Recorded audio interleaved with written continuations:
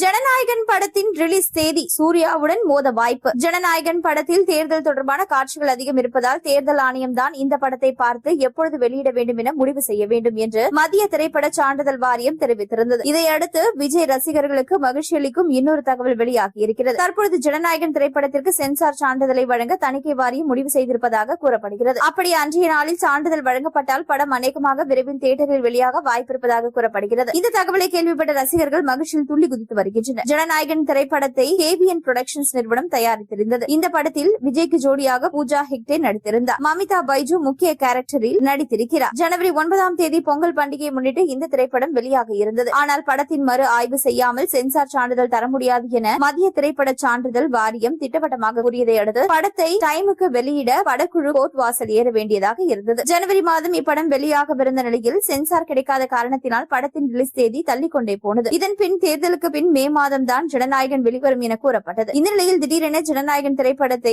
யாரோ இணையத்தில் காசிய விட்டுவிட்டுள்ளனர். இதனால் தயாரிப்பாளருக்கு மிகப்பெரிய நஷ்டம் ஏற்படும் என தெரிகிறது. இது மிகப்பெரிய பிரச்சனையாக உருவெடுத்துள்ள நிலையில் இதுவரை 6 பேர் கைதாகி உள்ளதாக தகவல்கள் தெரிவிக்கின்றன. மேலும் சென்சார் சர்டிபிகேட் குறித்த அறிவிப்பு எந்த நேரத்தில் வெளியாகலாம் என்று தகவல்கள் தெரிவிக்கின்றன. இதன் அடிப்படையில் மே 14ஆம் தேதி ஜனநாயகன் படம் வெளியாவதற்கு அதிக வாய்ப்புள்ளதாக கூறப்படுகிறது. அதே நாளில் சூர்யா நடித்துள்ள கருப்பு திரைப்படமும் வெளியாக தயாராகி வருவதால் விஜய் சூர்யா படங்கள் மோத அதிக வாய்ப்புள்ளதாக கோலிவுட்டில் பேசப்படுகிறது.